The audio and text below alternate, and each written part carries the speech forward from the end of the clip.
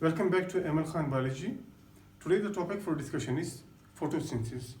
आज का हमारा टॉपिक फोटोसिंथेसिस के बारे में कि व्हाट इज फोटोसिंथेसिस, फोटोसिंथेसिस क्या होंगे.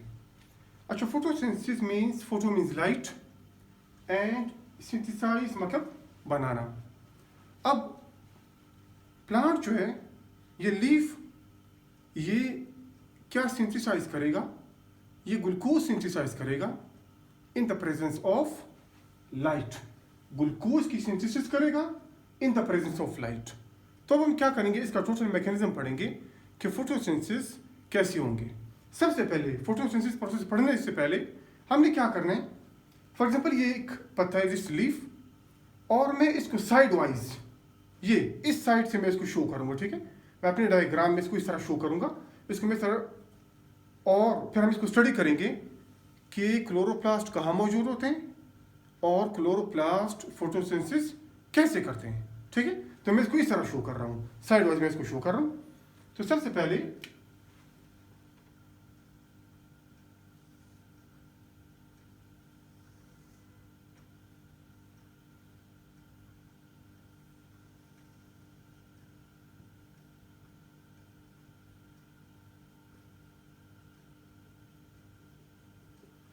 दिस लीफ, ये एक पत्ता है, दिस लीफ, और इसको मैंने टर्न किया हुआ है, इस पत्ते को मैंने टर्न किया हुआ है. अब हम क्या करेंगे, इस पत्ते का ये जो साइड वाइज है ये एरिया, दिस एरिया, अब मैं इसको जूम करने जा रहा हूं. ठीक है, हमने इसको जूम करना है, अब इसको स्टडी करना है. सबसे पहले हमने क्या करना है, जब मैं इसको जूम करूंगा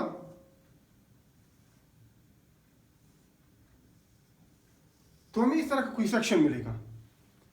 उस सेक्शन में क्या होगा, उस सेक्शन में सबसे पहले ये सेल्स होंगे, ऊपर सेल्स हैं और नीचे सेल्स हैं, एपिडर्मल. ठीक, ये एपिडर्मल सेल्स हैं, दीज आर एपिडर्मल सेल्स, ये एपिडर्मस और ये लोअर एपिडर्मस, ये अपर एपिडर्मस, ये लोअर एपिडर्मस. अब दरम्यान में क्या होगा, यहां पे सेल्स होंगे, इनको कहते हैं मेसोफिल सेल्स. ये मेसोफिल सेल्स हैं, और मेसोफिल सेल ये अपर एपिडर्मस, ये लोअर एपिडर्मस, और ये मेसोफिल सेल. ठीक, ये साइड वाइज मैंने इसका साइड व्यू बनाया हुआ. अब फिर क्या करेंगे, इस मेसोफिल सेल को हम जूम करेंगे. ठीक है, इस मेसोफिल सेल को मैं यहां पे जूम कर रहा हूं, ये मेसोफिल सेल है. अब मेसोफिल सेल क्या होगा, मेसोफिल सेल के अंदर इस तरह के स्ट्रक्चर्स होंगे, मेसोफिल सेल्स के अंदर इस तरह के स्ट्रक्चर होंगे, इस तरह के स्ट्रक्चर्स हैं. अब ये स्ट्रक्चर क्या कहलाएगा, ये ई स्ट्रक्चर जो है, ई स्ट्रक्चर, ये क्लोरोप्लास्ट है. ये सारे सारे क्लोरोप्लास्ट है, दीज आर क्लोरोप्लास्ट, ये क्लोरोप्लास्ट होते हैं. अब हम क्या करेंगे, इस क्लोरोप्लास्ट को मैं यहां पे जूम कर रहा हूं. ठीक, फॉर एग्जांपल जैसे क्लोरोप्लास्ट, मैं इसको यहां पे जूम कर रहा हूं, ये क्लोरोप्लास्ट, इसको मैंने यहां पे जूम कर दिया. जूम करने के बाद अभी ये आपको एक ओव्यूल स्ट्रक्चर इस तरह का मिलेगा. अब ये ऊपर से बंद, इसके ऊपर मेम्ब्रेन है. There are two membranes, upper membrane and inner membrane. ठीक है, outer membrane and inner membrane. अब हम क्या करेंगे, इस क्लोरोप्लास्ट को इस तरह से इसका स्लाइस बनाएंगे, इसको काटेंगे, ताकि हमें अंदर से इसका व्यू मिल सके कि इसके अंदर क्या चीज मौजूद होते हैं. ठीक, अब हम क्या करेंगे, मैं इसको जब इस तरह काटूंगा यहां से, इसका मैं यहां से स्लाइस बनाऊंगा, तो इस तरह का हमें दिखाई देगा.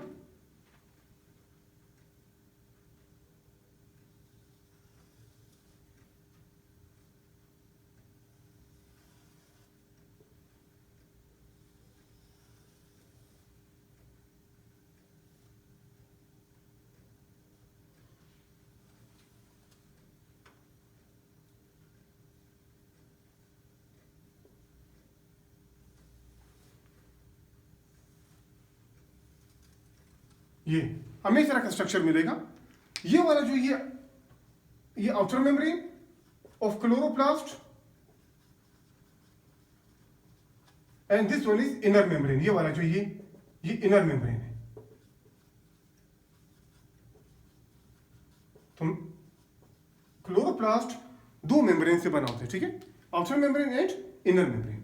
अब इसके बाद इसके अंदर क्या मौजूद होगा, इस क्लोरोप्लास्ट के अंदर क्या मौजूद होंगे? ये क्लोरोप्लास्ट एक लिक्विड से बना होता है, इसके अंदर लिक्विड मौजूद होगा, ठीक है। तो यहां पे मैं इसको पर्पल से बना रहा हूं, ये लिक्विड है, दिस है लिक्विड, और इस लिक्विड में मोस्टली क्या होंगे? पानी होगा, वाटर, और इसके अलावा एंजाइम्स भी इसके अंदर मौजूद होंगे, आयंस भी होंगे इसके अंदर, और डिफरेंट मॉलिक्यूल्स इसके अंदर होंगे। तो ये लिक्विड है, दिस लिक्विड पोर्शन, ये जो लिक्विड पोर्शन क्लोरोप्लास्ट के अंदर है, इसे हम कहते हैं स्ट्रोमा। क्या बोलेंगे? Stroma. What stroma? Stroma is the liquid portion, ठीक है। क्लोरोप्लास्ट के अंदर जो लिक्विड होगा, मेजोरिटी में मोस्टली इट कंटेन्स वाटर, इसे हम कहेंगे स्ट्रोमा। तो इसके अंदर जो लिक्विड होगा इसे हम कहेंगे स्ट्रोमा, ठीक। और इसमें मोस्टली पानी होगा, बाकी इसमें एंजाइम्स, आयंस और बाकी मॉलिक्यूल्स भी मौजूद होंगे। इसके अलावा इस क्लोरोप्लास्ट के अंदर इस तरह की कुछ स्ट्रक्चर्स होंगे,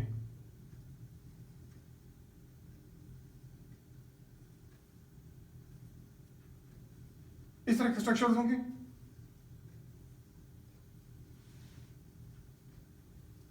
ये इस तरह के स्ट्रक्चर्स हैं। अब ये स्ट्रक्चर्स क्या होंगे? इस तरह के काफी होते हैं, ये दो नहीं होंगे, इस तरह के बहुत ज्यादा होंगे, ठीक है। इस तरह के स्ट्रक्चर्स होंगे। नाउ दिस स्ट्रक्चर, इस तरह के काफी स्ट्रक्चर्स होंगे, इसे हम कहेंगे, इस पूरी ज्योमेट्री को, स्टैक को, इस पूरी ज्योमेट्री को हम कहेंगे ग्रेनम, सिंगुलर ग्रेनम और प्लूरल ग्रेना, ठीक है। ये ग्रेनम होगा इसके अंदर। अब ये ग्रेनम, इसके बाहर जो लिक्विड है इसे हम कहते हैं स्ट्रोमा, ये ग्रेनम। अब ये ईच एक दाना जो स्ट्रक्चर है, ये एक दाना, इसे हम कहते हैं थैलाक्वाइड, जैसे थैलाक्वाइड, एक दाने को बोलेंगे थैलाक्वाइड, और थैलाक्वाइड जब मल्टीपल होगा और स्टैक बनाएगा, चमकटा बनाएगा, इसे हम कहते हैं ग्रेनम। और ग्रेनम के बाहर क्या होगा? लिक्विड होगा, विच इज कॉल्ड स्ट्रोमा। तो यहां पे क्या होगा? ये स्ट्रोमा। तो ये क्लोरोप्लास्ट, क्लोरोप्लास्ट के अंदर, क्लोरोप्लास्ट में दो membrane, outer membrane, inner membrane, इसके अलावा इट कंटेन्स स्ट्रोमा, और क्या मौजूद होगा? ग्रेना मौजूद होगा इसके अंदर, ग्रेना होगा इसके अंदर, और एक दाने को हम क्या कहेंगे? एक दाने ग्रेना को, मिसाल इसके एक यूनिट को हम क्या कहेंगे? इसको कहते हैं हम थैलाक्वाइड। अब फोटोसिंथेसिस की जो एंजाइम्स और प्रोटीन्स होते हैं, फोटोसिंथेसिस की जो एंजाइम्स और प्रोटीन्स होते हैं, वो कहाँ होंगे? वो इस थैलाक्वाइड के मेम्ब्रेन में होंगे, ठीक है। ये अब जो हमें पूरा प्रोसेस फोटोसिंथेसिस का पढ़ेंगे, वो हम इस मेम्ब्रेन पे पढ़ेंगे, ठीक है। यहां पे भी होंगे, हर जगह होंगे, ठीक है। काफी ज्यादा प्रोटीन्स होंगे यहां पे।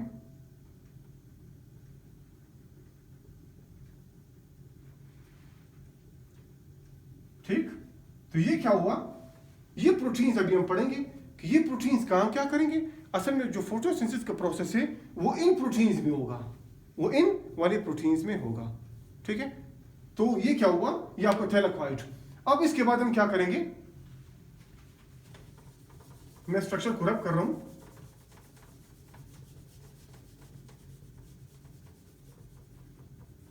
अब मैं इस थैलाक्वाइड को यहां पे बड़ा करके बनाऊंगा। ये एक थैलाक्वाइड है, इसको मैं जूम करके, इसको मैं एक बड़ा करके यहां पे बना रहा हूं, ठीक है। यहां पे बनाऊंगा, और इसमें हम टोटल मैकेनिज्म फोटोसिंथेसिस का पढ़ेंगे।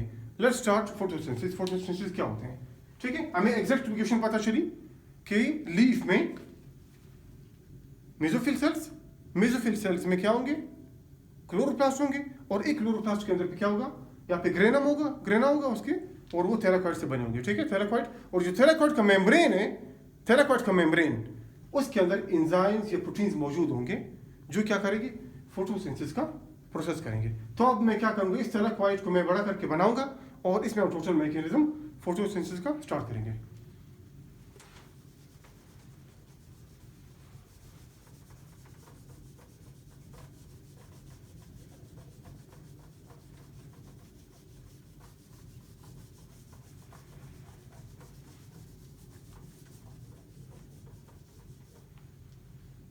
अच्छा, दिस थैलाक्वाइड, ये थैलाक्वाइड है,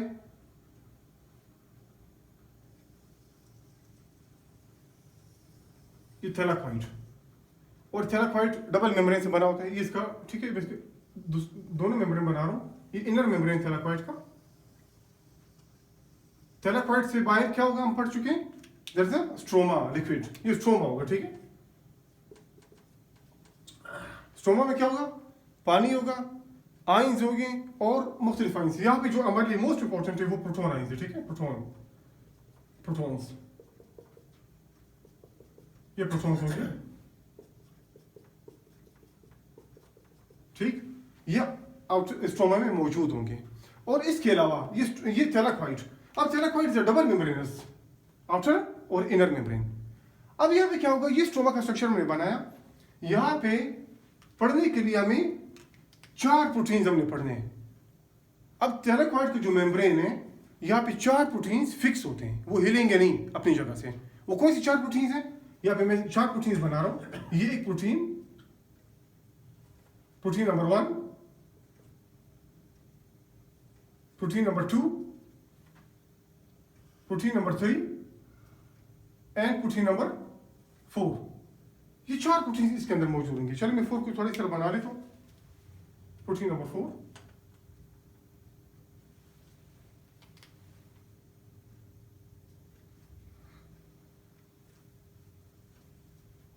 ठीक है, ये प्रोटीन नंबर 4। दिस 4 आर, ये 4 प्रोटीन्स ये फिक्स्ड होते हैं। अब ये क्या करते हैं, अब इनके नाम पढ़ेंगे। ये 4 प्रोटीन्स फिक्स होंगे। नंबर 1 जो पहला प्रोटीन है और जो तीसरा प्रोटीन है, ये फोटो सिस्टम होंगे। क्या होंगे, दीज आर फोटो सिस्टम्स। पहला और तीसरा फोटो सिस्टम्स होंगे, ये प्रोटीन्स होते हैं फोटो सिस्टम्स। तो ये क्या होगा, ये वाला फोटो सिस्टम 1 होगा, सॉरी ये वाला फोटो सिस्टम 2 होगा, फोटो सिस्टम 2।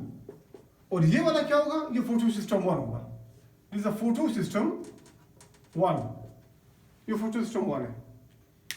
ये वाला कौन सा मॉलिक्यूल है, ये वाला कौन सा प्रोटीन है, ये वाला जो होगा इसे हम कहेंगे साइटोक्रोम B6F। ये क्या होगा, साइटोक्रोम B6F होगा। It is called cytochrome B6F, cytochrome B6F। ये साइटोक्रोम B6F है। साइटोक्रोम ठीक है, ये रिंग्स, इनमें रिंग होगा ठीक है, और हीमोग्लोबिन जिनमें जो हीम रिंग होगा, इनमें भी हीम रिंग होते हैं ठीक है, साइटोक्रोम B6F में। और इसके अलावा ये जो प्रोटीन है, प्रोटीन नंबर 4, इसे हम कहेंगे ATP सिंथेज। ये ATP सिंथेज है। तो यहाँ पे 4 प्रोटीन होंगे, photo system 2, cytochrome B6F, photo system 1 and ATP synthase. ये 4 प्रोटीन हमने बना लिए। अब ये फिक्स्ड होते हैं, ये मेम्ब्रेन के अंदर फिक्स होंगे। दीज आर इमूवेबल, ये मूव नहीं हो सकते। इसके अलावा 4 ऐसे प्रोटीन्स होंगे जो कि मूव हो सकते हैं ठीक है, जो कि हरकत में आ सकते हैं। अब यहाँ पे क्या होगा, ये हरकत में कैसे आएंगे, वो 4 प्रोटीन्स कौन से होंगे, उनको मैं ब्लू से बना रहा हूँ।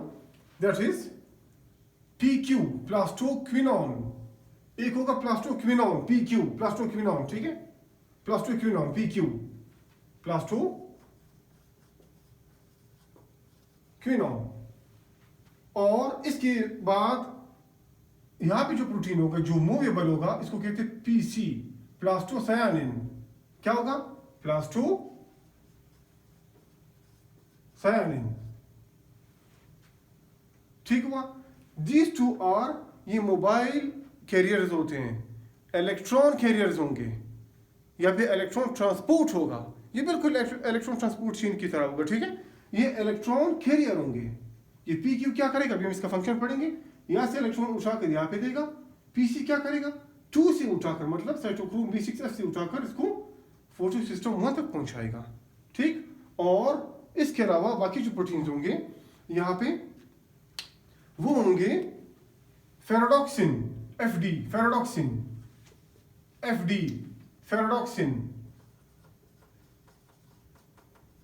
आयरन ग्रुप होगा इसके अंदर, फेरोडॉक्सिन। और इसके अलावा एक और यहाँ पे जो मोबाइल प्रोटीन होगा उसको कहते हैं FNR, फेरोडॉक्सिन F NADP, N stands for NADP, और R क्या होगा, रिडक्टेज। रिडक्टेज से मुराद है कि रिडक्शन करेगा। क्या करेगा, रिडक्शन, मतलब हाइड्रोजन प्रोवाइड करेगा। अभी हम पढ़ेंगे, ठीक है, इसका पूरा फंक्शन हम पढ़ेंगे। तो FNR होगा, फेरडॉक्सिन होगा, N मतलब NADP। अच्छा, यहाँ पे मैं आपको एक चीज बता दूं, the difference between NAD and NADP, ठीक है। एक होगा NAD और एक होगा NADP, ठीक है। ये बनेगा जब इसको प्रोटॉन मिलेगा तो ये बनेगा NADH, और जब इसको प्रोटॉन मिलेगा तो ये बनेगा NADPH। अब इन दोनों में फर्क क्या होगा? ये वाला जो मॉलिक्यूल है जिसमें P मौजूद है, फॉस्फेट मौजूद है, ये एनाबॉलिक प्रोसेस में इस्तेमाल होगा। What's anabolic process? जब दो छोटे मॉलिक्यूल्स या दो से ज्यादा छोटे मॉलिक्यूल्स मिलकर एक बड़ा मॉलिक्यूल बनाते हैं, एनाबॉलिक प्रोसेस। तो anabolic process, photosynthesis is anabolic process, जिसमें छोटे छोटे मॉलिक्यूल्स मिलकर एक बड़ा मॉलिक्यूल बनाते हैं, ठीक। तो ये क्या होगा, NADP, ये एनाबॉलिक प्रोसेस में इस्तेमाल होगा, एनाबॉलिक रिएक्शंस, ठीक है, एनाबॉलिक प्रोसेस में। और जो NAD होगा या NADH होगा, वो दोनों क्या होंगे, ये कैटाबॉलिक प्रोसेस में, जिसमें बड़े मॉलिक्यूल्स टूटकर छोटे मॉलिक्यूल्स में कन्वर्ट होते हैं, जैसे कि ग्लाइकोलाइसिस में। तो ग्लाइकोलाइसिस में आप NAD या NADH देखेंगे, ठीक है। तो यहाँ पे क्या होगा, ये कैटाबॉलिक प्रोसेस में इस्तेमाल होंगे, कैटाबॉलिक प्रोसेस में, ठीक है। तो ये कोएंजाइम आपने याद रखने कि NAD कैटाबॉलिक प्रोसेस का कोएंजाइम होगा और NADP क्या होगा, ये एनाबॉलिक प्रोसेस का कोएंजाइम होगा। तो यहाँ पे क्या होगा, हम NADP का पढ़ेंगे, बिकॉज फोटोसिंथेसिस एनाबॉलिक प्रोसेस, बड़े मॉलिक्यूल्स बनेंगे, शुगर बनेगा, ग्लूकोज बनेगा इसमें, ठीक। तो यहाँ पे क्या होगा, जो एनाबॉलिक प्रोसेस है, हम यहाँ पे NADP, तो यहाँ पे सबसे पहले NADPH, एक तो ये वाला मॉलिक्यूल पढ़ेंगे फोटोसिंथेसिस में कि एक NADPH बनेगा। अभी हम पढ़ेंगे ये एनर्जी क्या होते हैं, ये एनर्जी पैकेट्स होंगे, ठीक है, इसके अंदर एनर्जी मौजूद होगा। एक तो फोटोसिंथेसिस में सबसे पहले एक NADPH का मॉलिक्यूल, मतलब NADPH मॉलिक्यूल्स बनेंगे, और इसके अलावा ATP के मॉलिक्यूल्स बनेंगे, ठीक। अब हम इस प्रोसेस में, इस डायग्राम में हम इन दोनों का सिंथेसिस पढ़ेंगे कि ये दोनों सिंथेसाइज कैसे होंगे और ये फिर जाकर इस्तेमाल कब होते हैं, ठीक है। आपने पढ़ा होगा कि बॉडी में तकरीबन 5 रिएक्शंस के अलावा कोई ऐसा रिएक्शन नहीं है जिसमें ATP का इस्तेमाल ना हो, क्योंकि एनर्जी बॉन्ड बनने के लिए, बॉन्ड टूटने के लिए ATP चाहिए ना। इसी तरह NADPH भी चाहिए, ये भी एनर्जी का चीज़ है, ठीक है, इसके अंदर भी एनर्जी मौजूद है। तो सेल में मेटाबॉलिज्म के लिए इन मॉलिक्यूल्स का होना जरूरी है, और वो कौन प्रोवाइड करेगा, फोटोसिंथेसिस प्रोवाइड करेगा। तो अब यहाँ पे हम क्या करेंगे, हमने 4 कैरियर्स पढ़े, electron carriers, PQ plus 2 क्यूनॉन, PC plus 2 सायनिन, FD फेरोडॉक्सिन, और FNR फेरोडॉक्सिन, NADP, ये वाली बात हो रही है, ठीक है, NADP रिडक्टेज। जब इसको रिड्यूस किया जाएगा, इसके अंदर आप हाइड्रोजन का एडिशन करेंगे, addition of hydrogen is called reduction, इसी वजह से इसे हम रिडक्टेज कहते हैं, दिस आर रिडक्टेज। तो इसके बाद फिर ये बनेगा, NADPH बनेगा, ठीक। हम क्या करेंगे अब फोटोसिंथेसिस में NADPH और ATP ये कैसे बनते हैं, हम इसका टोटल मैकेनिज्म पढ़ेंगे, ठीक। मैं इनके नाम मिटा रहा हूं ताकि हमें प्रोसेस सही समझ में आए।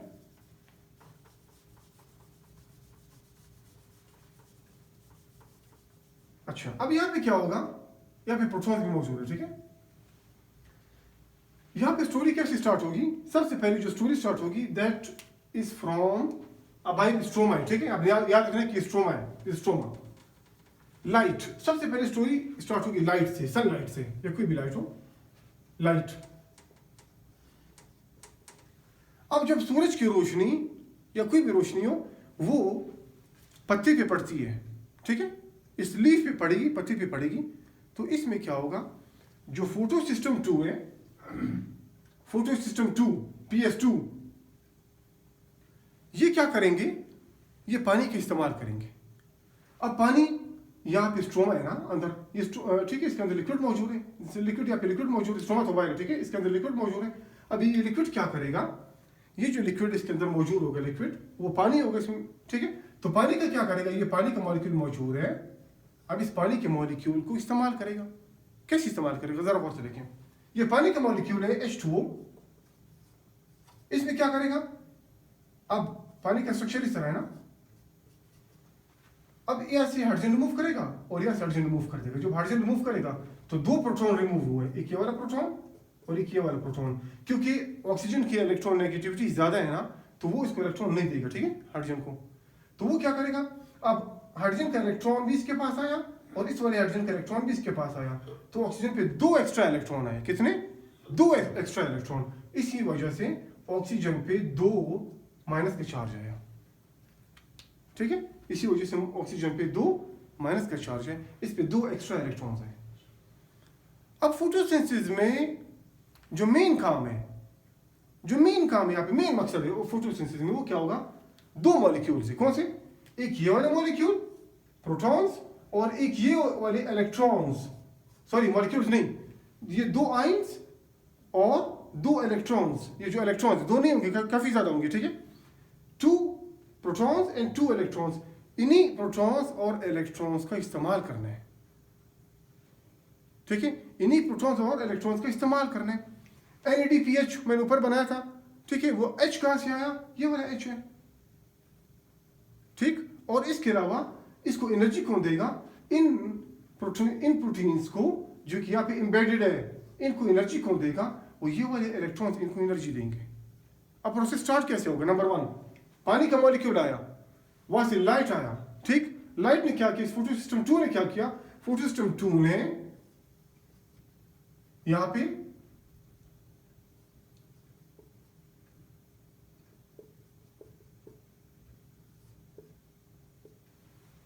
दो प्रोटॉन्स और ऑक्सीजन को रिलीज कर दिया। अब ऑक्सीजन पे दो इलेक्ट्रॉन्स मौजूद हैं, ठीक। ये क्या करेगा, इस वाले इलेक्ट्रॉन को, ये वाला इलेक्ट्रॉन इसको दे देगा, ठीक है, फोटो सिस्टम 2 को दे देगा, ये वाला इलेक्ट्रॉन इसको दे देगा, ठीक है। मैं अभी इसको यहां से मिटा रहा हूं। अब पानी के एक मॉलिक्यूल नहीं, काफी ज्यादा मॉलिक्यूल्स हैं। अगला मॉलिक्यूल भी पानी का आएगा, अगला मॉलिक्यूल भी पानी का आया, अगला मॉलिक्यूल, नेक्स्ट मॉलिक्यूल पानी का आया, वो भी फोटो सिस्टम 2 के पास चला गया और उसके नतीजे में भी दो प्रोटॉन्स बने और एक ऑक्सीजन बना। अब इसके इलेक्ट्रॉन्स कहां खाली हुए, फोटो सिस्टम 2 में खाली हुए, अनलोड हो गए, ठीक है। इनके इलेक्ट्रॉन्स और इस ऑक्सीजन के इलेक्ट्रॉन्स यहाँ पे अनलोड हो गए और ये न्यूट्रलाइज हो गए और इन्होंने आपस में बॉन्ड बना लिया और ये बने O2। क्या बने? O2, ये ऑक्सीजन बना। ये ऑक्सीजन जो प्लांट रिलीज करता है वो ये वाला ऑक्सीजन है। प्लांट से बाहर निकलकर फिर हम उसको इनहेल करते हैं, ठीक, एनिमल्स उनको इनहेल करेंगे, तो ये वाला ऑक्सीजन है। अब ये क्या हुआ, पानी को तोड़ा गया प्रोटॉन्स में और पानी को तोड़ा गया ऑक्सीजन में। अब ऑक्सीजन इज अ गैस, उसको रिलीज कर दिया जाएगा, ठीक है, ये बाहर रिलीज हो जाएगा, it will be released, plant को रिलीज कर देगा। अब बाकी क्या बचा, इसकी स्टोरी तो खत्म होगी, ठीक है, ऑक्सीजन रिलीज हो गया, इसकी स्टोरी खत्म होगी।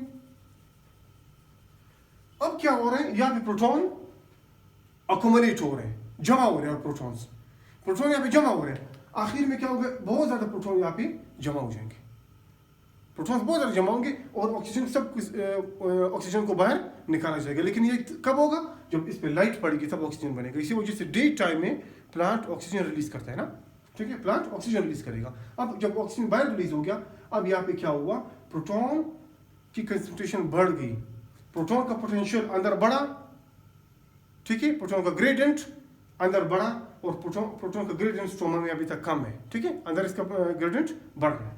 अब क्या करेगा, ये PQ plastoquinone, it's a protein. अभी प्लास्टोक्विनोन में इसका यहाँ पे स्ट्रक्चर बना रहा हूं, गौर से देखें, ये PQ है, PQ प्लास्टोक्विनोन। ये वाला इलेक्ट्रॉन प्लास्टोक्विनोन इससे ले लेगा। फॉर एग्जांपल प्लास्टोक्विनोन के पास एक इलेक्ट्रॉन आया, मैं कहता हूं कि इसके पास एक इलेक्ट्रॉन आया और ये इलेक्ट्रॉन कहां से आया, हम यहां से पढ़ चुके हैं, ठीक है, ऑक्सीजन ने इसको दिया, ऑक्सीजन ने इस वाले को अनलोड कर दिया। जब ये वाला इलेक्ट्रॉन प्लास्टोक्विनोन पे आया, जब ये इस पे आया तो प्लास्टोक्विनोन पे क्या हुआ, नेगेटिव चार्ज आया, प्लास्टोक्विनोन पे नेगेटिव चार्ज आया, ठीक है, ये इस इलेक्ट्रॉन की वजह से इस पे नेगेटिव चार्ज आया। अब क्या करेगा, अगर प्लास्टोक्विनोन के पास कोई और प्रोटीन है, फॉर एग्जांपल मैं कहता हूं कि प्रोटीन नंबर, मैं कहता हूं कि प्रोटीन ए प्रोटीन है, जैसे ए प्रोटीन क्या करेगा, जब इसके करीब आएगा, जब प्लस टू क्यूनोन के करीब आएगा, ए प्रोटीन जब प्लस टू क्यूनोन के करीब आएगा, तब क्या होगा, ए प्रोटीन क्या करेगा, इससे इलेक्ट्रॉन ले लेगा, ए प्रोटीन पर माइनस का चार्ज आ जाएगा, ठीक है। अब ये वाला माइनस यहाँ आ गया, ठीक है, ये वाला माइनस यहाँ आ गया और इससे चला गया, प्लस टू क्यूनोन से चला गया, प्लस टू क्यूनोन दोबारा न्यूट्रलाइज हो गया, प्लस टू क्यूनोन दोबारा न्यूट्रलाइज होगा। अब ये इलेक्ट्रॉन ट्रांसपोर्ट हो रहे हैं, प्लस टू क्यूनोन से ट्रांसपोर्ट हुआ ए प्रोटीन, ए उसको लेगा फॉर एग्जांपल बी प्रोटीन को, अब क्या करेगा, ए जाएगा अगले प्रोटीन के पास, कोई दूसरा प्रोटीन है, उसको इलेक्ट्रॉन उस पे इलेक्ट्रॉन अनलोड कर देगा और खुद जाकर न्यूट्रलाइज हो जाएगा और उस प्रोटीन को नेगेटिवली चार्ज कर देगा, उसको नेगेटिवली चार्ज कर देगा, ठीक हो यहाँ तक। अब यहाँ पे गौर से देखिए, प्लस टू क्यूनोन है, प्लस टू क्यूनोन आया, इसने ये वाला इलेक्ट्रॉन लिया, अब प्लस टू क्यूनोन पे क्या हुआ, ये वाला इलेक्ट्रॉन आया, ठीक है, प्लस टू क्यूनोन पे ये वाला इलेक्ट्रॉन आया, अब प्लस टू क्यूनोन पे माइनस का चार्ज आया, जब प्लस टू क्यूनोन पे माइनस का चार्ज आया, अब प्लस टू क्यूनोन क्या करेगा, ये इलेक्ट्रॉन अगले प्रोटीन नंबर 2 का नाम है साइटोक्रोम B6F को ट्रांसफर कर देगा, जब उसको ट्रांसफर करेगा तो दोबारा खुद न्यूट्रलाइज हो जाएगा। गौर से देखें, इलेक्ट्रॉन इसके पास आया, इस पे शुरू में नेगेटिव चार्ज, जब इसने वाला इलेक्ट्रॉन इसको दिया, अब दोबारा ये न्यूट्रलाइज हो गया, तो यहाँ पे दोबारा प्लस टू क्यूनोन दोबारा न्यूट्रलाइज हो जाएंगे, ठीक। जब प्लस टू क्यूनोन यहाँ पे दोबारा न्यूट्रलाइज हो गए, अब इसके बाद क्या होगा, अब ये जो प्रोटीन नंबर 2 है, इसने इलेक्ट्रॉन लिया प्लस टू क्यूनोन से, तो प्रोटीन नंबर 2 पे माइनस का चार्ज आया, अब ये इलेक्ट्रॉन यहाँ आ गया, यहाँ से चला गया, ठीक, यहाँ से चला गया, यहाँ आ गया, अब ये इलेक्ट्रॉन यहाँ पे मौजूद है, साइटोक्रोम B6F पे मौजूद है। अब इसके बाद क्या होगा, क्योंकि ये तो अपनी जगह फिक्स है, ये हिल नहीं सकते, अगला प्रोटीन जो प्लस टू साइनिन है वो, ठीक है, वो आएगा इसके करीब, लेकिन इस आने से पहले अब ये जो इलेक्ट्रॉन यहाँ से रिलीज हुआ था प्लस टू क्यूनोन के पास, इसके अंदर एनर्जी मौजूद थी, ये एनर्जाइज्ड हो चुका था, इसको एनर्जाइज किसने किया था, लाइट ने। अब इसके अंदर एनर्जी मौजूद है, इसके अंदर क्या मौजूद है, एनर्जी मौजूद है। अब ये जो एनर्जी इसके अंदर मौजूद है, जो इसके अंदर काइनेटिक या पोटेंशियल एनर्जी इसके अंदर मौजूद है, वो जब इसको दे देगा प्लस टू क्यूनोन प्रोटीन नंबर 2 को जब वो इलेक्ट्रॉन देगा, तो वो एनर्जी इस सेकंड वाले प्रोटीन में आ जाएगी, साइटोक्रोम B6F में आ जाएगी। उस एनर्जी के नतीजे में प्रोटीन नंबर 2 क्या काम करेगा, प्रोटीन नंबर 2 जो है वो इन प्रोटॉन्स को अंदर अनलोड करेगा, अंदर खाली कर देगा, इन वाले प्रोटॉन्स को अंदर ले आएगा, ठीक। यहाँ पे प्रोटॉन्स मौजूद है, शुरू में हमने पढ़ा, इन वाले प्रोटॉन्स को अंदर ले आएगा। अब प्रोटॉन्स की कंसंट्रेशन बढ़ रही है, प्रोटॉन्स की कंसंट्रेशन थैलेकॉइड्स के अंदर बढ़ रही है, ठीक। नंबर 1 प्रोटॉन कहाँ से आए, पानी के, ठीक है, पानी के मॉलिक्यूल से, ये यहाँ से H2 रिलीज हुआ, सही, और वो प्रोटॉन में कन्वर्ट हुआ, तो H यहाँ पे आ गए, और दूसरा यहाँ पे प्रोटॉन्स की तादाद मौजूद थी, तो प्रोटॉन बाहर से अंदर आ गए। अब यहाँ पे प्रोटॉन्स की ग्रेडियंट बढ़ गई, ठीक है, प्रोटॉन की ग्रेडियंट यहाँ पे बढ़ गई, इसकी मिकदार बढ़ गई, बाहर इसकी मिकदार कम हो गई, ठीक हो यहाँ तक। अच्छा, अब इसके बाद प्लास्टोसाइनिन क्या करेगा, प्लास्टोसाइनिन भी बिल्कुल प्लस टू क्यूनोन की तरह इससे इलेक्ट्रॉन लेगा, प्रोटीन नंबर 2 से इलेक्ट्रॉन लेगा, तो प्लास्टोसाइनिन पे कौन सा चार्ज आ जाएगा, वेरी गुड, इस पे माइनस का चार्ज आएगा, ठीक है, इस पे माइनस का चार्ज आ जाएगा, मतलब यही इलेक्ट्रॉन अब कहाँ चला गया, अब ये इलेक्ट्रॉन यहाँ पे आ गया, प्लास्टोसाइनिन पे आ गया। अब प्लास्टोसाइनिन क्या करेगा, प्लास्टोसाइनिन अपना इलेक्ट्रॉन यहाँ पे प्रोटीन नंबर 3 पे अनलोड कर देगा, फोटोसिस्टम 1, ठीक। ये क्या करेगा, यहाँ पे अनलोड करेगा, जब इस पे अनलोड करेगा, अब इस वाले पे इलेक्ट्रॉन यहाँ पे आ गया, प्रोटीन नंबर 3 पे आ गया, जो कि फोटोसिस्टम 1 है, अब इससे इलेक्ट्रॉन चला गया और यहाँ पे आ गया। इसके बाद फेरोडॉक्सिन इससे इलेक्ट्रॉन लेगा, ये इलेक्ट्रॉन चला जाएगा फेरोडॉक्सिन के पास, और फेरोडॉक्सिन इलेक्ट्रॉन फिर देगा FNR को, और फाइनली FNR नेगेटिवली चार्ज हो जाएगा। अब इस पूरे टॉपिक पढ़ने का मकसद क्या था कि इलेक्ट्रॉन 1 से आया PQ पे, प्लस टू क्यूनिन से आया प्रोटीन नंबर 2 पे, इस वाले पे, और यहाँ से उठा PC पे, प्लास्टोसाइनिन पे, यहाँ से आया प्रोटीन नंबर 3 पे, फोटोसिस्टम 2 पे, और यहाँ से FD फेराडॉक्सिन और फाइनली FNR पे ट्रांसफर हो गया। अब यहाँ पे जब इलेक्ट्रॉन यहाँ पे आया FNR पे, अब FNR जो है वो रिडक्टेज एंजाइम है। नाम हमने शुरू में पढ़ा, फेराडॉक्सिन NADP रिडक्टेज। NADP को रिड्यूस करेगा, रिडक्शन करेगा NADP की, उसको क्या करेगा, उनको इलेक्ट्रॉन प्रोवाइड करेगा। अब NADP जरा और से देखें, NADP का मॉलिक्यूल मौजूद है यहाँ पे, NADP का मॉलिक्यूल मौजूद है। अब NADP का मॉलिक्यूल पहले से मौजूद है, जब ये इसको इलेक्ट्रॉन देगा तो NADP माइनस का चार्ज आ जाएगा, और बाहर प्रोटॉन्स मौजूद है ना, तो एक प्रोटॉन आकर इसके साथ रिएक्शन करेगा। अब प्रोटॉन पे पॉजिटिव चार्ज और NADP पे माइनस चार्ज आ गया इस इलेक्ट्रॉन की वजह से। ये इलेक्ट्रॉन यहाँ चला गया, ये इलेक्ट्रॉन वहां चला गया, और अब क्या करेगा, एक पॉजिटिव आएगा इसको, ठीक है, अट्रैक्शन होगी और यहाँ पे हाइड्रोजन इसके साथ लग जाएगा, ठीक है, और ये बना NADPH। तो पहला मॉलिक्यूल किस चीज का बना, NADPH का बना। हम कहेंगे NADP की रिडक्शन हुई, उसको हाइड्रोजन मिल गया, उसको प्रोटॉन मिल गया। क्लियर हुआ तक? तो NADP एक इस तरह बना। अब इसके बाद ये तो हुआ इलेक्ट्रॉन ट्रांसपोर्ट हो गया। इलेक्ट्रॉन कैसे ट्रांसपोर्ट हुआ, इलेक्ट्रॉन पानी से आया, ऑक्सीजन मतलब पानी से आया, पानी के ऑक्सीजन से आया, फर्स्ट प्रोटीन को PQ को, उसके बाद प्रोटीन नंबर 2 को, फिर PC को, फिर प्रोटीन नंबर 3 को, फिर FD को, फिर FNR को, और फिर NADP को। ये ट्रांसफर हो गया, इसे कहते हैं इलेक्ट्रॉन ट्रांसपोर्ट चेन। ये इलेक्ट्रॉन इस तरह ट्रांसपोर्ट हुआ, इलेक्ट्रॉन ट्रांसपोर्ट चेन हुआ। अब जब NADP पे माइनस का चार्ज आया, अब स्ट्रोमा के अंदर प्रोटॉन्स, मैंने शुरू में बताया कि पहले से मतलब स्ट्रोमा के अंदर प्रोटॉन्स मौजूद हैं, तो वो प्रोटॉन क्या करेगा, उसमें पॉजिटिव चार्ज है तो वो इसके साथ रिएक्शन करके NADPH बना देगा। तो NADPH इस तरह बना। अब ये स्टोरी यहाँ पे खत्म नहीं हुई, यहाँ पे जो प्रोटॉन की कंसंट्रेशन बढ़ गई थी, ठीक है, जो प्रोटॉन की कंसंट्रेशन बढ़ गई थी, इलेक्ट्रोकेमिकल ग्रेडियंट, इसके लिए इस्तेमाल करते हैं इलेक्ट्रोकेमिकल ग्रेडियंट का। हम कहेंगे प्रोटॉन का इलेक्ट्रोकेमिकल ग्रेडियंट, इलेक्ट्रोकेमिकल ग्रेडियंट क्या हुआ, अंदर इंक्रीज हुआ, अंदर क्या हुआ, इंक्रीज होगी, ज्यादा हो गया, प्रोटॉन की मिकदार ज्यादा होगी। मैं इसको इस तरह बता सकता हूं आपको, एक एनालॉजी दे सकता हूं डैम का, ठीक है। अब ये डैम है, जरा गौर से देखें, ये पानी का डैम है, ये पानी का डैम है। फॉर एग्जाम्पल मैं कहता हूँ ये पानी, ठीक है, ये डैम है, चलो मैं इसको इस तरह बनाता हूँ, ये डैम है। डैम क्या होते हैं, एक दरिया होगा, ठीक है। अब दरिया पे क्या करते हैं, यहाँ पे दीवार बना देते हैं, ठीक है, एक बैरियर बना देंगे, डैम बन जाएगा।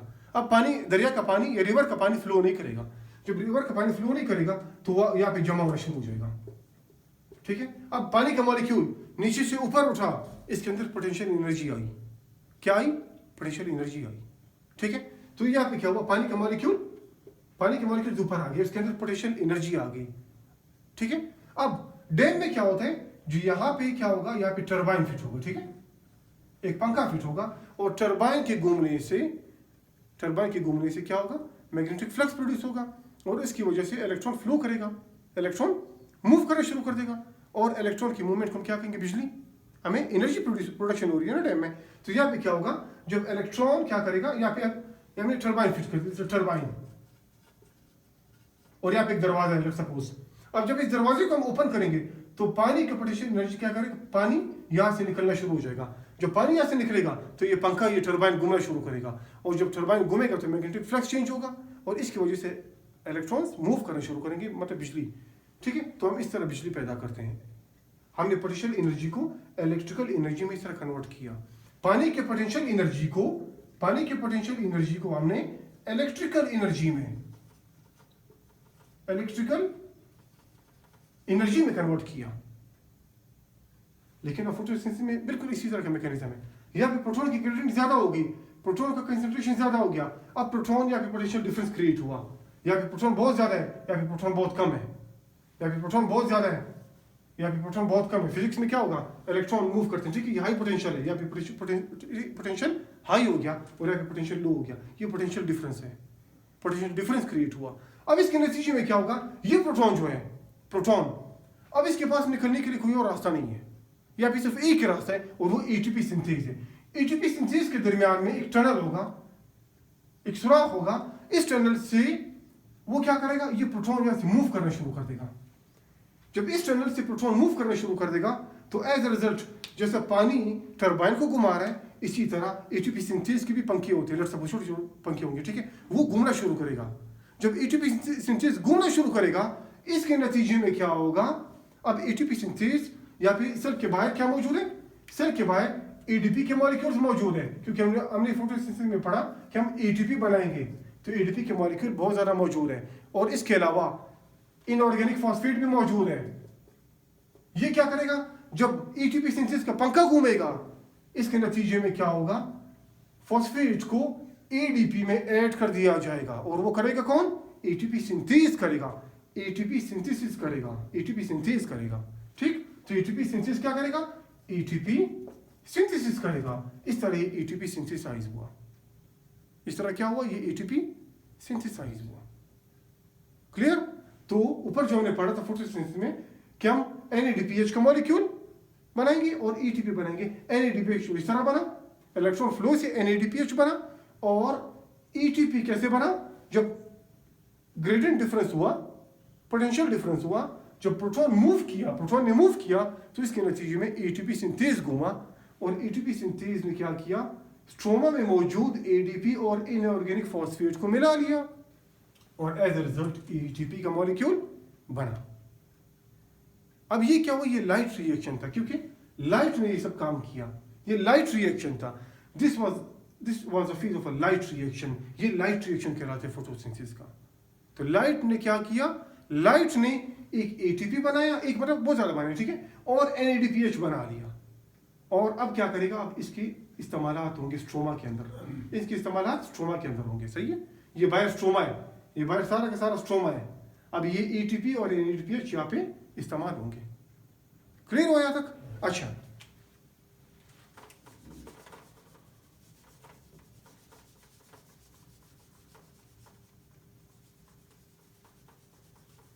अब यहाँ पे क्या होगा, ये तो यहाँ पे रिएक्शन हुआ। मैं इसको थोड़ा अपने लिए स्पेस बना रहा हूं, मैं इसको इस तरह बनाता हूं। अब ये पूरा सेल है, ठीक है, बाहर में ये पूरा सेल है, मैं पूरे को सेल बना रहा हूं, ये पूरा सेल है, ये सेल है, ठीक है, ये पूरा सेल है। और ये क्लोरोप्लास्ट है, ठीक है, ये क्लोरोप्लास्ट है, ये सारा सारा क्लोरोप्लास्ट, ठीक है, ये क्लोरोप्लास्ट। अब ये क्लोरोप्लास्ट का स्ट्रोमा है, ये क्लोरोप्लास्ट का स्ट्रोमा है। अब यहाँ पे क्या होगा, क्लोरोप्लास्ट के स्ट्रोमा में इसमें क्या होगा, रिएक्शंस होंगे। कौन से रिएक्शंस होंगे, अब यहाँ पे 4 मॉलिक्यूल्स बने होंगे। नंबर 1 3 फॉस्फो ग्लिसरेट, ठीक है, और 3 फॉस्फोग्लिसरेट, ये रिएक्शंस हो रहे स्ट्रोमा के अंदर, कन्वर्ट हो रहे into 1,3 bis phosphoglycerate, 1,3 bis phosphoglycerate convert हो गए into glyceraldehyde 3 phosphate, glyceraldehyde 3 phosphate. इससे क्या याद आया आपको जी, ग्लिसर एल्डिहाइड 3 फॉस्फेट से क्या याद आया, ग्लाइकोलाइसिस। पढ़ा ग्लाइकोलाइसिस क्या होगा, मैं इसको थोड़ा और भी बता रहा हूं। ये साइटोसोल है बाहर, ठीक, it's a cytosol, liquid portion of a cell is called cytosol. Cell के अंदर जो लिक्विड होगा उसे हम साइटोसोल कहेंगे, ठीक है। अब बाहर ये, ठीक है, ये बाहर साइटोसोल है, ग्लूकोज कन्वर्ट हो गए इनटू ग्लूकोज 6 फॉस्फेट, और ये कन्वर्ट हो गया इनटू फ्रक्टोज 6 फॉस्फेट, ये कन्वर्ट हो गया इनटू फ्रक्टोज 1,6 bis फॉस्फेट, ये कन्वर्ट हो गया इनटू ग्लिसर एल्डिहाइड 3 फॉस्फेट, और वो कन्वर्ट हो गया इनटू डाइहाइड्रोऑक्सी एसीटोन फॉस्फेट, जो कि दोबारा कन्वर्ट हो गया इनटू ग्लिसर एल्डिहाइड 3 फॉस्फेट, और ये जाएगा नीचे, फाइनली पायरुवेट बना रहा है, ठीक है, और ये भी नीचे जा रहा है, पायरुवेट बना रहा है, पायरुवेट। अब यहां पे क्या हो रहा है, ये बाहर इस स्ट्रोमा के अंदर रिएक्शंस हो रहे हैं। 3 फॉस्फोग्लिसरेट कन्वर्ट हो रहे हैं इनटू 1,3 bis फॉस्फोग्लिसरेट। अब ये एक नहीं है, अगला 3 फॉस्फोग्लिसरेट कन्वर्ट हो गया इनटू 1,3 bis फॉस्फोग्लिसरेट। अब ये ग्लिसर एल्डिहाइड 3 फॉस्फेट क्या होगा, ये यहां से निकल कर आएगा, कहां से निकलेगा, ये क्लोरोप्लास्ट से बाहर निकलेगा और क्लोरोप्लास्ट से बाहर निकलकर ये आएगा साइटोसोल में। साइटोसोल में आने के बाद अब ये रिवर्स में जाएगा। अगर ये सेल एनर्जी सिंथेसाइज कर रहा है, अगर दिन का वक्त है, अगर ये डे टाइम है, तो ये रिएक्शन ऊपर की तरफ जाएगा। ये रिएक्शन ऊपर की तरफ जाएगा। ग्लिसरॉल एल्डिहाइड 3-फॉस्फेट एक आया, मतलब बल्कि दो आए, दूसरा भी आया, दूसरा ये एक आया, दो आए, ये दोनों मिलकर इन्होंने क्या बनाया, फ्रक्टोज 1,6-बिसफॉस्फेट बना लिया और इससे कन्वर्ट होगा इनटू फ्रक्टोज 6-फॉस्फेट कन्वर्ट होगा, बनेगा, ठीक है। और ये कन्वर्ट होगा ग्लूकोज 6-फॉस्फेट में और फाइनली ये कन्वर्ट होगा इनटू ग्लूकोज। इस तरह ग्लूकोज बनते हैं प्लांट के अंदर, ग्लूकोज इस तरह बनते हैं कि ये रिएक्शन जो स्ट्रोमा में ये मॉलिक्यूल्स आएंगे, ग्लिसरॉल एल्डिहाइड 3-फॉस्फेट बनाया, ये ग्लिसरॉल एल्डिहाइड 3-फॉस्फेट क्या होगा, ये यहाँ से क्लोरोप्लास्ट से बाहर निकलेगा और बाहर निकलने के बाद ये ग्लाइकोलाइसिस के अंदर शामिल होगा और ग्लाइकोलाइसिस में क्या होगा, ये रिवर्स में जाएगा और ग्लूकोज बनाएगा। अगर ये दिन का वक्त है और अगर ये रात का वक्त है, इस सेल को एनर्जी की जरूरत है, इस सेल को एटीपी की जरूरत है, तो वो क्या करेगा, इस ग्लिसरॉल एल्डिहाइड 3-फॉस्फेट को फिर नीचे ले जाएगा, ग्लाइकोलाइसिस का प्रोसेस होगा, दोबारा ये जाएगा पायरुवेट जाएगा इनटू कन्वर्ट होगा इनटू एसिटाइल कोई, वो इंटर होगा इनटू माइटोकॉन्ड्रिया और माइटोकॉन्ड्रिया के अंदर एटीपी सिंथेसिस होगी और फिर इस सेल की एटीपी रिक्वायरमेंट पूरी हो जाएगी, ठीक। अब क्या होगा, यहाँ पे ये बना ग्लूकोज, ये क्या बना, ये ग्लूकोज बना। इस तरह फोटोसिंथेसिस का प्रोसेस क्या होगा, फोटोसिंथेसिस में लाइट की मदद से आपका ग्लूकोज इस तरह बनता है। तो अक्सर लोग ये चीज मिस कर जाते हैं कि ग्लूकोज कैसे बनता है, ठीक है। अब इस साइकिल में ग्लूकोज का नाम तो नहीं है, लेकिन ये ग्लिसरॉल एल्डिहाइड 3-फॉस्फेट यहाँ से बाहर निकलेगा और ये जाकर ग्लाइकोलाइसिस के अंदर एंटर होगा और ये रिवर्स में जाकर ग्लूकोज बनाएगा, ठीक। और अगर इस सेल के अंदर एनर्जी पहले से बहुत ज्यादा थी, ये आप मेरा लेक्चर देखेंगे, कौन सा लेक्चर, जिसमें हम क्या करेंगे, स्टार्च बनाते हैं, स्टार्च सिंथेसिस। ये क्या करेगा, ये रिएक्शन यहां तक जाएगा और स्टार्च सिंथेसिस में क्या होगा, ग्लूकोज बनने के बजाय ग्लूकोज 6-फॉस्फेट दूसरे मॉलिक्यूल में कन्वर्ट होगा। मेरा लेक्चर देखेंगे आपको समझ आ जाएगा, ठीक है। तो ये स्टार्च बना रहे हैं यहाँ पे, फिर STARCH स्टार्च, ठीक। अब इसके बाद जो इजाफी ग्लिसरॉल एल्डिहाइड 3-फॉस्फेट, अब ये सारा का सारा बाहर नहीं निकलेगा, चंद क्या होंगे, ग्लिसरॉल एल्डिहाइड 3-फॉस्फेट कन्वर्ट होंगे इनटू राइबोलोज बिसफॉस्फेट, किसमें, राइबोलोज बिसफॉस्फेट, राइबोलोज बिसफॉस्फेट और राइबोलोज बिसफॉस्फेट, राइबोलोज मतलब राइबोज मतलब 5 कार्बन वाली, राइबोज 5 कार्बन है, ठीक है। अब ये 5 कार्बन क्या होगा, ये दोबारा कन्वर्ट होगा इनटू 3-फॉस्फोग्लिसरेट, लेकिन यहाँ पे क्या होगा, कार्बन डाइऑक्साइड का मॉलिक्यूल, क्योंकि प्लांट दिन के वक्त कार्बन डाइऑक्साइड, ठीक है, एंट्री करेंगे, तो ये क्या होगा, कार्बन डाइऑक्साइड का मॉलिक्यूल आएगा और वो आकर इसके अंदर एंटर होगा, ठीक है। वो क्या करेगा, 5 कार्बन इसके हुए, ये छठा कार्बन, तो 6 कार्बन, तो इस तरह फॉस्फोग्लिसरेट, ग्लिसरेट में 3 कार्बन होते हैं, ठीक है। सो 3 कार्बन ये हुए, इस तरह के 2 मॉलिक्यूल्स बनेंगे, 3-फॉस्फोग्लिसरेट। इस तरह इन मॉलिक्यूल्स की मिकदार बढ़ती जाएगी, लेकिन मेन हमारा डिस्कशन क्या है, ये कन्वर्ट हो गई टू ग्लिसरॉल एल्डिहाइड 3-फॉस्फेट और ये बाहर निकलेगा और ये ग्लाइकोलाइसिस के अंदर एंटर होगा। इस साइकिल को कहते हैं केल्विन साइकिल। क्या कहेंगे, इट्स अ केल्विन साइकिल, ये केल्विन साइकिल है, या इसको हम डार्क रिएक्शंस भी कहते हैं, it's a Calvin cycle, Calvin cycle या डार्क रिएक्शन भी हम कहते हैं, ठीक है, डार्क रिएक्शन। तो इसमें क्या होगा, सिंथेसिस होगी ग्लिसरॉल एल्डिहाइड 3-फॉस्फेट की, जो कि क्लोरोप्लास्ट से बाहर निकलेगा और जाकर वो ग्लाइकोलाइसिस के अंदर एंटर होगा, ठीक हुआ। So this was all about photosynthesis. Thank you.